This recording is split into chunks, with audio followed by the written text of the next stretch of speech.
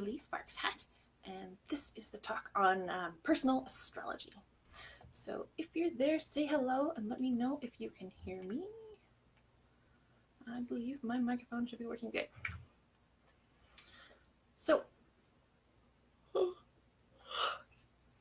personal astrology is a little bit different from the astrology things you read in newspapers, the little kind of blurb they have for each sign. And it's based upon the influence of stars and planets in our lives. Kind of like the moon controls the tides with its energy and gravitational pull.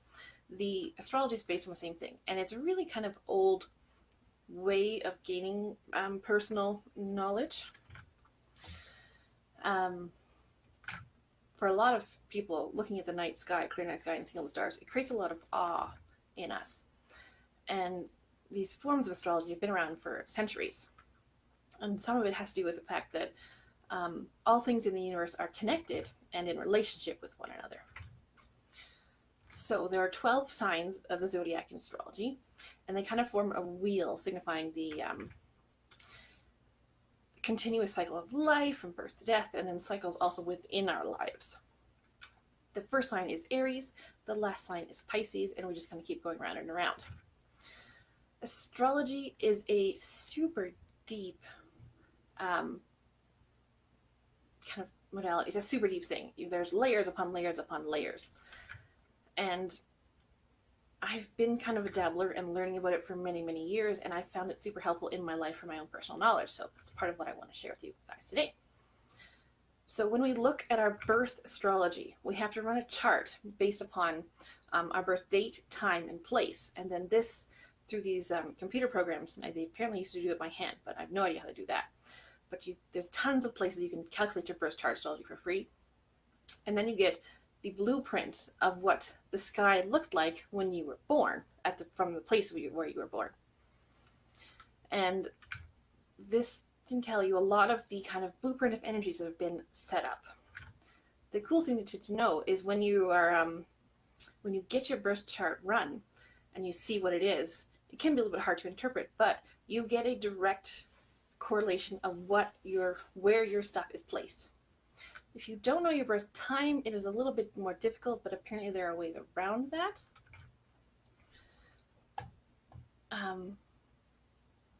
Which I'm not super aware of because I'm not an astrologer. I'm just a fan of astrology. There are two great astrologers I know in our group who I've had readings with, and we'll talk about them later because they are up for readings if anyone wants one. So astrology, when it's done right, is very personal and about who we each are as individuals. And the three kind of main signs that I wanted to explore today are the sun sign, the rising sign or the ascendant, and the moon sign. And so the sun sign is kind of what everybody knows, and that's the sign people are asking about when they say, what's your astrology sign? That's where the sun is positioned in your chart. So I'm born in late January, and so I am an Aquarius. If you're born now, I think we're in the we're either in Virgo or the one after Virgo, which is Leo. I think we're actually in Leo now. So it shifts kind of on the around 28 to 30 days ish. Usually right around the 21st of the month.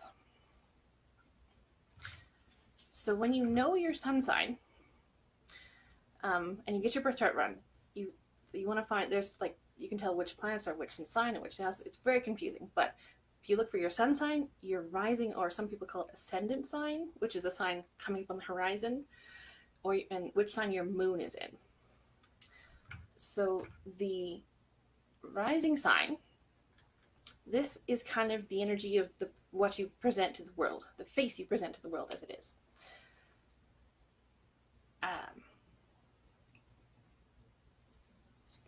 What? And kind of like numerology, each sign has like in alignment traits and out of alignment traits, which is why it's so useful to know these little bits about ourselves, because then we can recognize what we do when we fall out of our alignment with ourselves. So, rising signs, the face you present to the world. Once you know what sign it is, you can go look up the traits of that sign. You can also kind of Google or search for rising sign Virgo, rising sign Leo, whatever yours happens to be. Mine is, I'm a Virgo rising, and a lot of traits of Virgo are kind of very analytical. They like purity and perfection, and hardcore on the perfectionist tendencies is what I fell into on this. When I was growing up, like, perfectionist was a huge part of my identity, and I didn't even really realize it for a lot of years. Because perfection is not really attainable, and because I wanted perfection and I couldn't attain perfection, I really developed a very harsh inner critic and judge, which was really, really like mean to me. And so learning a little bit about myself and how these energy patterns have set up has helped me to work on diminishing this harsh inner critic I developed from wanting everything to be perfect. So it's helpful to know your rising sign. And then you want to look at the moon sign, because the moon rules emotions in the chart. My moon is in Aries, and Aries is the first sign of the zodiac, so it's got a lot of energy, it's got a lot of like action and intensity. And moon ruling emotions means if you have a moon in Aries, this often means super intense emotions, which for me is a little bit conflicting with the remote, detached qualities of Aquarius, which is my sun sign, because Aquarians are very they're kind of the behind the scenes lovers of humanity as a whole, but not really good with individual people kind of sign, and are often accused of being detached and remote and unemotional. So you combine that with an intense Aries moon, and it creates weird, interesting conflicts in me. And if you find out what yours are, this can be an interesting thing. So it's a wonderful tool for self-knowledge in this way, because it shows you what's set up. And from my understanding, when we're incarnating here we're gonna get born, we choose both our parents, often our name, and our time, our date of birth. And astrology is based upon your date of birth. So it's one of those kind of fascinating things that I like to think about because I was initially supposed to be born about 3 days earlier, which would have put me as a Capricorn instead of an Aquarius. And for what I'm doing in the world, I really needed Aquarius energy.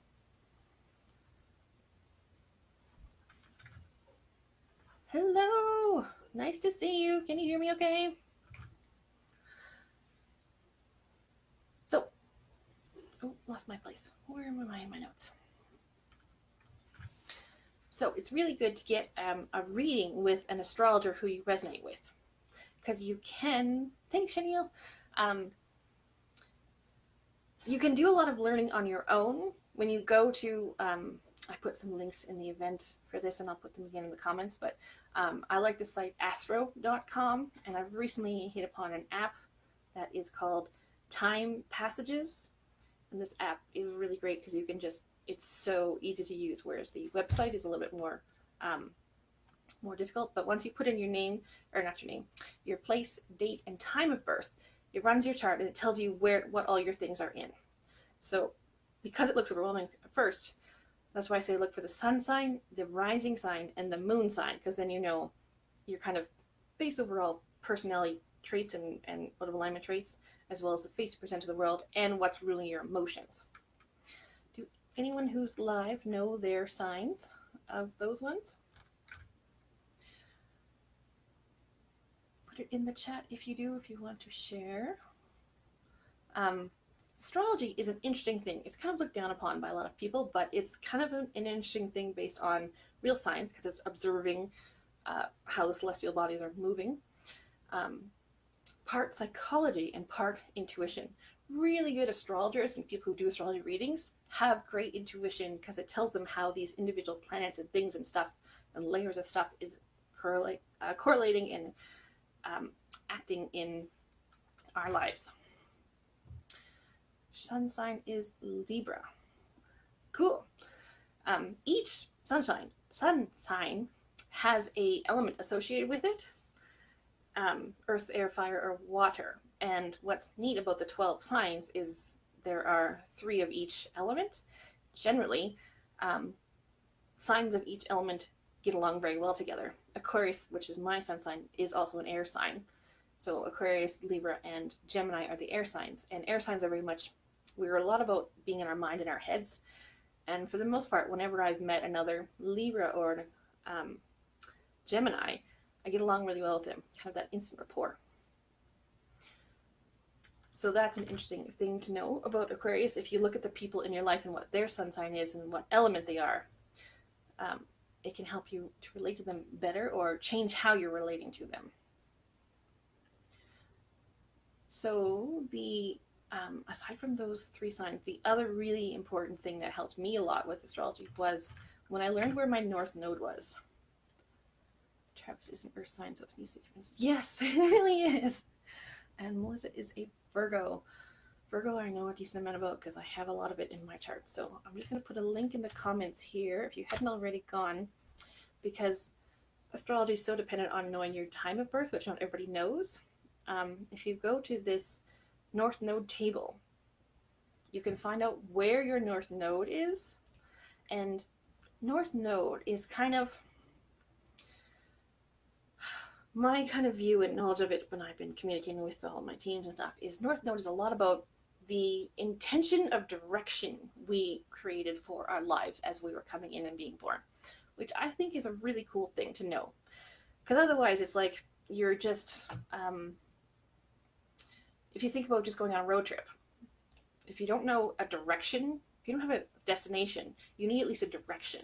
And if you don't have a direction, you could go anywhere, it doesn't really matter. So North nodes are kind of like the direction of where we're heading, not the destination, but just the direction. Also, if you think about it in a way of, what was a great analogy? Oh yeah, so it's like, I'm going to sit down, I'm going to chill, and I'm going to watch a movie on Netflix. And you want to know, what type of movie do you want to watch? What kind of experience do you want to have? Do you want a comedy, a drama, a thriller? This gives you a category which you can then go to and then find what you actually are looking for. It's kind of what the North Node is. So if you haven't already, go find yours, because it's based on some of the bigger stuff, the planets that take a long time to move. So that's why you don't need your birth time for it.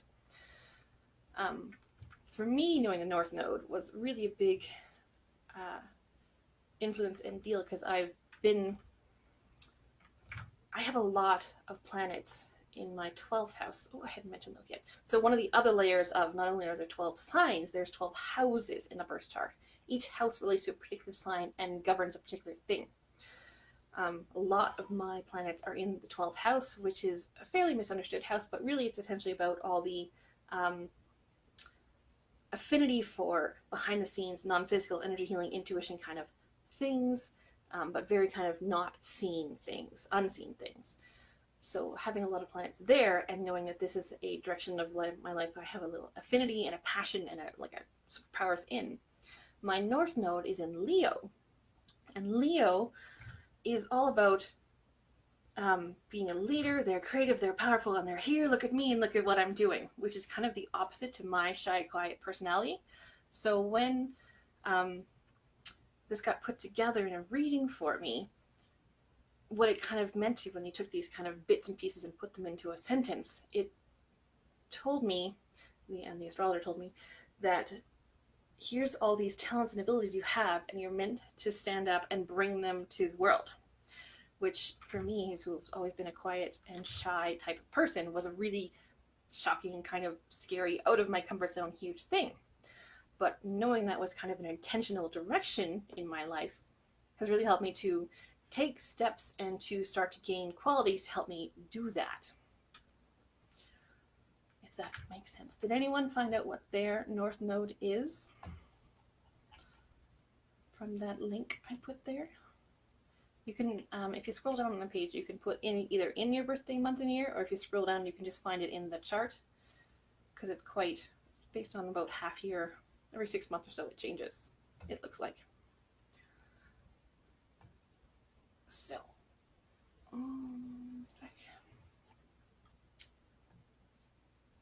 North Node won't let you submit. Well, that's silly.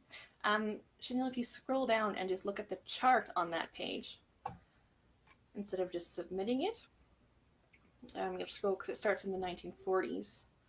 And then it goes to 84, and then there's another table from 86 to 07. So it tells you which sign your North Node is in.